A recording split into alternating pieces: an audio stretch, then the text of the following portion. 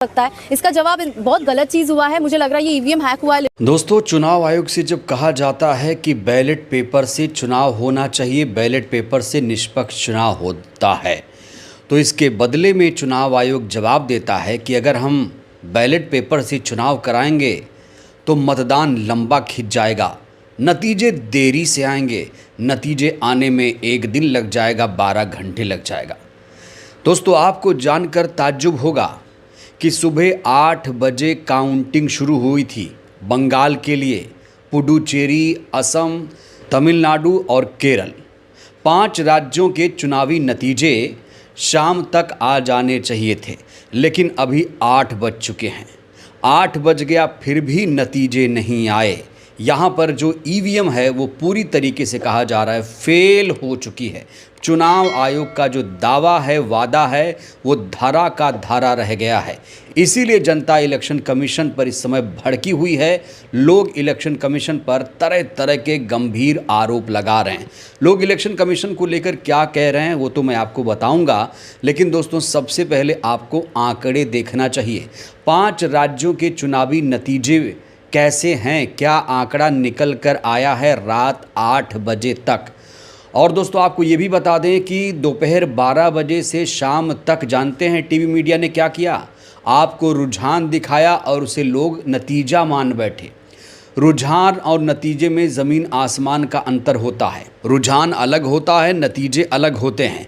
लेकिन आज TV media ने भी आपके साथ गद्दारी की और ज्ञानेश कुमार ने भी, कहा जा रहा है, जनता को एक बार फिर से धोखा दे दिया। जो वादा दावा किया था वो वादा दावा पूरा नहीं हुआ। तो चलिए मैं आपको सिलसिलेवार तरीके से बता देता हूँ कि रात 8 बजे तक एक्चुअल में इलेक्शन कमीशन की साइट पर क्या दिख रहा है। ये देखना दोस्तों आपको बहुत ज़रूरी है, क्योंकि टीएमसी की तरफ से आरोप ये भी लगा था कि इलेक्शन कमीशन ने 70 सीटों के डेटा रिलीज़ ही नहीं किए हैं।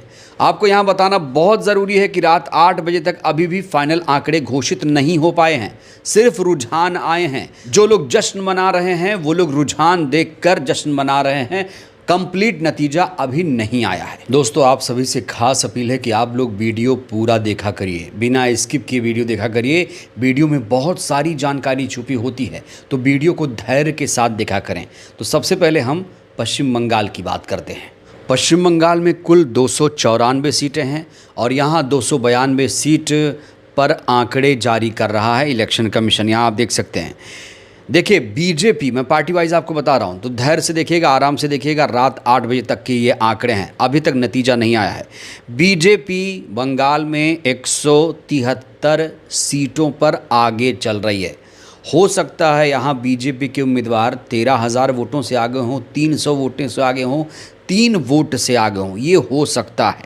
बंगाल में अभी 30 सीटों पर बीजेपी ने जीत हासिल की है, 30 सीटों पर। वहीं टीवी मीडिया दिखा रहा है कि बंगाल में बीजेपी को 195 सीट मिल गया। ऑल इंडिया तृणमूल कांग्रेस ने 9 सीटें जीती हैं, 75 सीट पर लीडिंग है। दोस्तों ये जो लीडिंग मैं आपको दिखा रहा हूं कि बीजेपी 173 सीट पर आगे है और टीएमसी 75 सीट पर आगे है, तो इसी लीडिंग में ही खेला होगा। हो सकता है कि बीजेपी ने जो अभी लीड लिया हो वो लीड बरकरार रहे, लेकिन आगे चलकर ये जो लीड है ये टीएमसी में शिफ्ट हो सकता है। हो सकता है कि टीएमसी 150 सीट पे आगे चली जाए। वहीं कांग्रेस 1 सीट पर आगे है, 1 सीट पर जीत दर्ज की है। सीपीएम 1 सीट पर आगे है। तो ये है वेस्ट बंगाल के चुनावी नतीजे। रात 8 बजे तक का परिणाम मैं आपको दिखा रहा हूँ। इलेक्शन कमीशन की वेबसाइट पर ही आप देख सकते हैं। यहाँ बीजेपी ने मात्र 30 सीटों पर जीत हासिल की है, लेकिन टीवी मीडिया ने शाम को ही नतीजे घोषित कर दिए और कहा कि बीजेपी बंगाल में जीत गई। दोस्तों अब बात करते हैं असम की। असम के नतीजे भी आने शुरू हो चुके हैं। असम में देखिए क्या हाल है। असम में 126 सीटें हैं, लेकिन यहाँ इलेक्शन कमीशन ने 123/126 लिखा है, 123 पर स्टार लगाया हुआ है। यहाँ बीजेपी ने 45 सीटों पर जीत दर्ज की है। मात्र 45 सीटों पर बीजेपी ने जीत दर्ज की है और 37 सीटों पर बीजेपी के कैंडिडेट आगे चल रहे हैं। वहीं अगर मैं कांग्रेस की बात करूं तो कांग्रेस सिर्फ 1 सीट पर जीत दर्ज कर पाई है, 18 सीट पर वो आगे चल रही है। अगर ये रुझान ऐसे ही रहे तो यहाँ कांग्रेस पार्टी 19 सीट जीत लेगी और बीजेपी 82 सीटें यहाँ जीत सकती है। अगर ऐसे ही ये अंत तक चलता रहा तो रात 8 बजे तक देखिए दोस्तों, नतीजे अभी तक घोषित नहीं हुए, लेकिन जो लोग टीवी देख रहे हैं वो एकदम झूम रहे हैं। उन लोगों ने रुझान को ही नतीजा मान लिया है। और हो भी क्यों ना, अक्सर ऐसा ही हुआ है। टीवी मीडिया ने जब भी माहौल बनाया है वैसा ही हुआ है, चाहे वो एग्जिट पोल हो, चाहे काउंटिंग के दिन इनके आंकड़े हों, वो फाइनल नतीजे ऐसे ही आते हैं। लेकिन यहाँ बात चोरी की है, बात बेईमानी की है, बात झूठ, दगाबाजी, फरेब की है। जब नतीजे घोषित नहीं हुए तो नतीजे क्यों दिखा रहे हैं कि घोषित हो गए। दोस्तों अब बात करते हैं तमिलनाडु की। तमिलनाडु में थलपति विजय ने इतिहास रच दिया। इनकी एक नई पार्टी है TVK। 87 सीटों पर TVK लीड कर रही है, 87 सीटों पर आगे है और 22 सीटें जीत चुकी है। DMK 51 सीटों पर आगे है, 8 पर जीत चुकी है। AIDMK 41 पर आगे है, 4 सीट जीत चुकी है। बाकी कांग्रेस पार्टी का हाल भी आप देखिए, 4 पर आगे है, 1 सीट कांग्रेस पार्टी ने तमिलनाडु में जीता है। तो अगर ऐसे ही ये बरकरार रहा, जिसकी लीडिंग ज़्यादा है, अगर वो नतीजों में कन्वर्ट होते रहे, जैसा कि मैंने आपको शुरू में बताया कि जो लीडिंग है वो बदल सकता है और यही सबसे बड़ा खेला होता है लीडिंग में ही। मैंने लीडिंग की आपको परिभाषा भी बता दी है, मतलब भी बता दिया है कि लीडिंग का मतलब 2 वोट से आगे, 200 वोट से आगे, 2000 वोट से आगे। तो यहाँ पर कभी भी किसी राउंड में कोई आगे जा सकता है। लेकिन खास बात यह है कि अभी तक तमिलनाडु के नतीजे घोषित नहीं हुए हैं। अभी जो आए हैं आंकड़े वो रुझानों के आए हैं, रुझानों को ही नतीजा मान लिया गया है। दोस्तों बात कर लेते हैं पुडुचेरी की। पुडुचेरी के भी हालात कुछ ऐसे ही हैं। यहाँ पर AINRC पार्टी 2 सीटों पर लीड कर रही है, 9 सीटों पर जीत हासिल की है। DMK ने यहाँ पर 2 सीटों पर जीत दर्ज की है, 3 पर लीड कर रही है। BJP ने 2 सीट पर जीत दर्ज की है, 2 पर लीड कर रही है। TVK ने पुडुचेरी में भी, तमिलनाडु में परचम लहराने के बाद TVK ने पुडुचेरी में भी 2 सीटों पर जीत दर्ज की है, 1 पर लीड ले रही है। तो यहाँ पर कुल 30 विधानसभा सीटें हैं, लेकिन इलेक्शन कमीशन ने यहाँ देखिए 26/30 लिखा है और 26 के ऊपर स्टार लगाया हुआ है। दोस्तों अब बात कर लेते हैं केरला की। केरला बहुत ही महत्वपूर्ण राज्य। यहाँ पर कांग्रेस पार्टी ने 58 सीटों पर जीत दर्ज की है, 5 सीटों पर कांग्रेस पार्टी लीड कर रही है। CPIM ने 24 सीटों पर जीत दर्ज की है, 2 पर लीड कर रही है। और बाकी CPI, बाकी सब क्षेत्रीय पार्टियां, यहाँ पर आप बाकी पार्टियों को आप यहाँ पर देख सकते हैं उनका प्रदर्शन किस तरीके से है। तो यहाँ केरला में अगर देखा जाए तो केरला में कांग्रेस की सरकार बन रही है।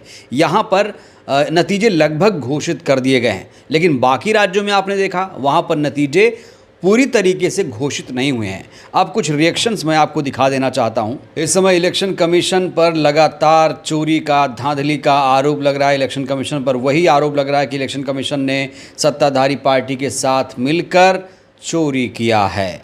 बागदा सीट से TMC उम्मीदवार मधुपर्णा ठाकुर इस समय चर्चा में है अपने बयानों के लिए।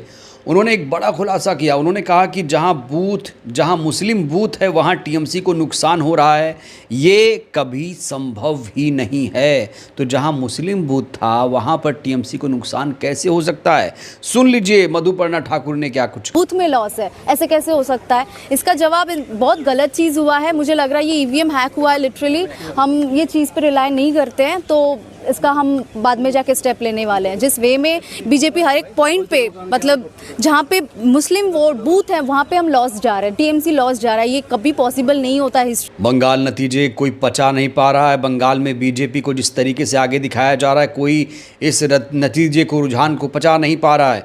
इस बीच बंगाल में बीजेपी की जीत पर टिकैत ने बड़ा हमला बोला।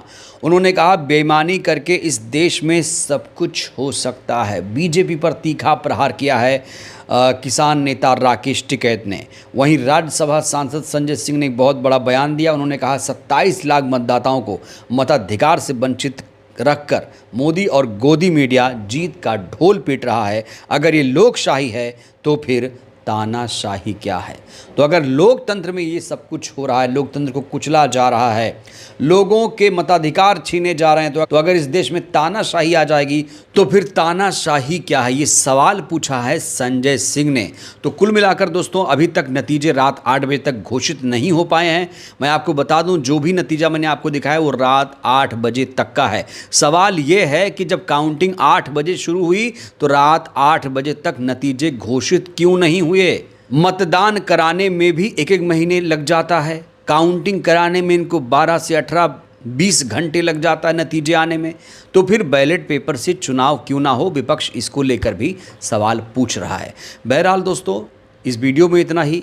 क्या आप बंगाल के नतीजे से संतुष्ट हैं? जो जनादेश आया है क्या उससे आप लोग संतुष्ट हैं? और चुनाव आयोग पर आपको कितना भरोसा है? चुनाव किससे होना चाहिए, बैलेट से या फिर मशीन से? राय दीजिएगा। धन्यवाद।